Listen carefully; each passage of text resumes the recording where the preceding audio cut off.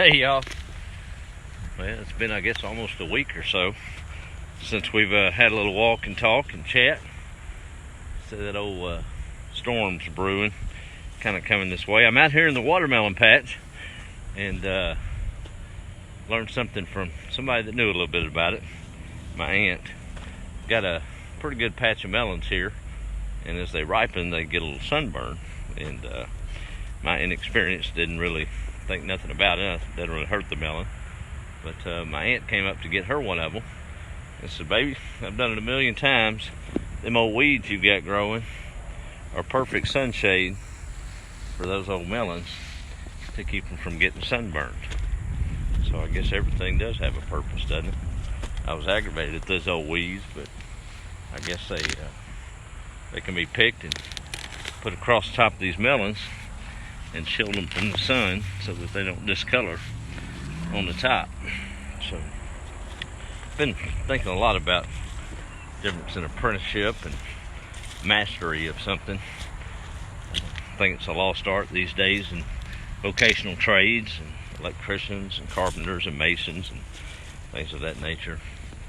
Just run off and take a few college courses and I'm afraid they turn you on your way, but it's not always the case. I reckon what's the difference between an apprentice and a master? Been thinking about that a lot. Got knee deep in a job down Humble Way dealing with electricity and some lighting and things, basic changeovers that doesn't require a license necessarily. I'm working under some advisors, but I'm learning real quick. Even though you have the know-how, that's all great when things are going good, but you hit a bump and maybe it's a 1 in a 50-year situation, and it takes that master to know what to do. It's funny how that applies to life as well. In my personal walk with my Lord and Savior, you know, we think we have it all figured out all the time, don't you? Or don't we? I know I do. Don't need his advice until you get in a jam, but you thought you knew what to do, and boom, don't know what to do. So you have to lean on him a little bit more. I'm trying to do that without needing to most days. Had a rough Sunday around here. My little buddy's gone, Mr. Hudson. He happy as a lark out here in this pasture and helped keep the garden safe. Had him on a good little run out here, and he didn't want for anything. Had him a good little shade tree there, and I can't figure it out. It's pretty much a mystery. It happened in the late afternoon yesterday. I was out here and I check on him from time to time, and it looked like he was sitting up there just fine. And walked up here to chat with him a little bit and found him dead. And I don't know if he got bit or what happened, but he'd been dead for a little bit. Always rough losing those furry friends.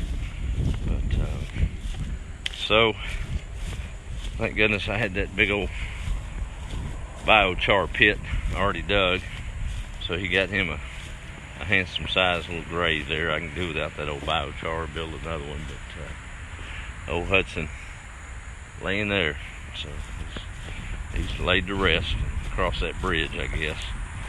But used to aggravate me, him barking me walking around. Now I'd give a pretty good bit to have him doing it again, right? But we keep moving. But our little buddy's gone.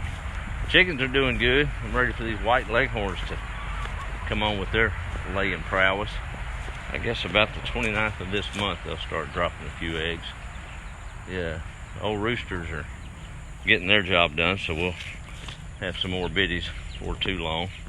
I've got let's check on Mr. Cogburn's son in here. I've already been out here once, so hopefully we don't have to run from a big old snake. I don't think they're messing around in here too much. But these are getting see, these are Mother's Day, so they're gonna need a little bit more time. I've got a mixed herd out here. Let's see. Come on out of here, buddy. Yeah, they're gonna be shy. I don't know if y'all can see them. That's the two oldest ones there. Can't hardly see them, but those were the first two to hatch on the place. But they've got them a bobcat-free zone in here anyway. we hadn't had any run-ins with that old rascal lately, but we ain't gonna complain. I guess we're kind of at an impasse. Guess if we do get another dog down the way, I need to get me one of them. I was looking up some breeds. Of course, Hudson was a little old rescue mutt and loved him to death, but he had a little taste for chicken that didn't go well with us. But them big old breeds, big as that chicken house is, I reckon I might get one down the road and let him hang out with the chickens. That might be a surprise to Mr. Bobcat to roll in there and see a big old sheep herding dog looking at him. He might think twice about coming back. Need that rain if it's coming. And peppers have done given up out there, but we've harvested a good ton of them. And I am making hay, I guess. I come from the Waco area, and HEB's big down that area. And they have a Hatch Chili Festival every year during the time, and everything's got Hatch all over it. Well, don't have that up here necessarily. We got HEB, but that right there, folks, is some goodness. So I'm fire roasting all of these Anaheim peppers, and yes, they're charring on purpose. Got a bell pepper or two in there we're working on, and some jalapenos, but we'll let them. They're about done. Once they get all black and seared, I'll take them and you put them in a gallon Ziploc bag. Oh, probably about 20 minutes or so. Let them steam up real good in there, and that old black char just peels right off that outer skin, and you're down to that flavorful goodness. I'll probably go ahead and split these open and de-seed them and make a few enchilada dinners for the freezer. But I love those diced chilies and just about everything that I cook. And we'll have plenty of them, right? Well, if y'all could smell that, boy, it smells good. Just a little slow fire roasting going on. But okra is in bad shape out here for rain. Plants look good. I may have to do a little sprinkling with it, but trying to let the nature thing take its course. That's what we run into in a second garden situation out here in Texas as the rain starts becoming more scarce. But, good looking plants, but they're wilted good, so we'll see. But, anyway, peas have got to go in this week or I'm going to miss my chance at a crop for fall. That corn's just barely peeking up, but we'll see. It's tough with all these new routines. I guess a master would have already had it done, wouldn't he? That's the difference in that apprentice and master, I suppose. Silly chickens done turn on the water hose. Guess I got to get that taken care of. Hey, let me do a quick roll call and let's see here. We'll call it a night. I got peppers to go peel. Let's see here. There's Mr. Ray. That's, I guess, Grosbeck, Huntsville, somewhere out that way. Old classmate. Good to see him popping on. I had to turn that water off, sorry. It's pretty premium around here. There's Mr. Gary, how are you? Sandra's checking in, and there's Miss Kimberly Hill Geyser. Good evening to you, ma'am.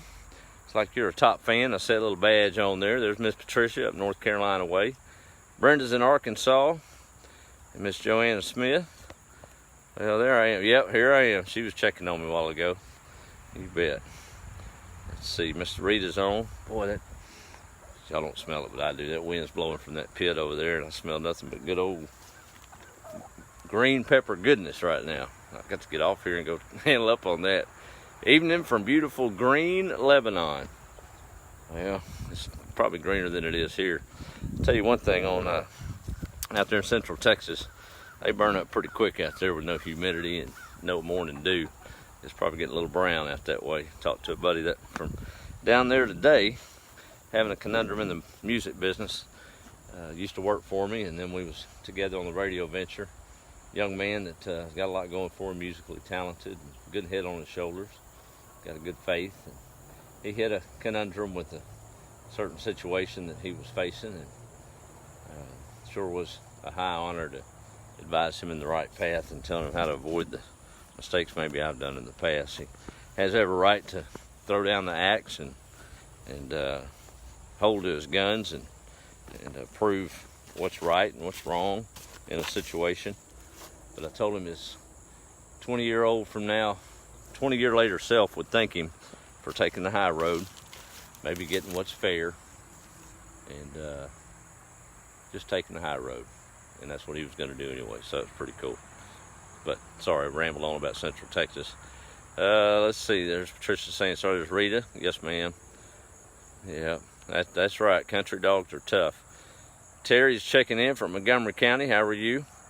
Mr. Martin's on. There's a miniature Aussie. Hey, that's a good idea. I may do that, Ray. I'm thinking about which way to go. Bakir wants a job. It's probably a long way to commute, brother. There's plenty of work to be had, though. And there's Andrew and Gabrielle. How are you? Mr. Kelly, or Miss Kelly, I'm sorry. And getting a little sprinkle up your way. Pam's checking in. Should have some eggs here pretty quick. I'm getting about 4 or 5 a day. We'll get back up pretty soon to full production.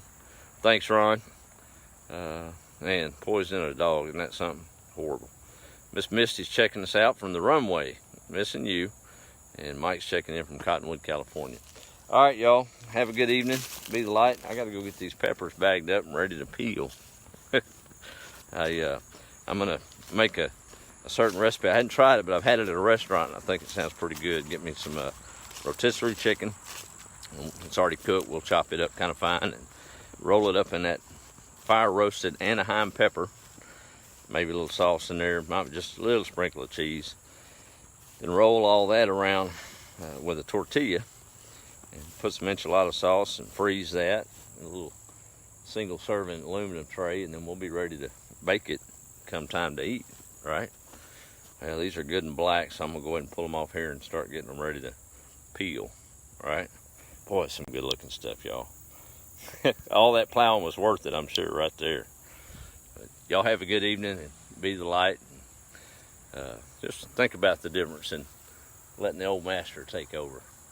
You can still be master and maybe a piece of paper, but he's got the answers. Just let him handle it. Have a good week, y'all. Be the light.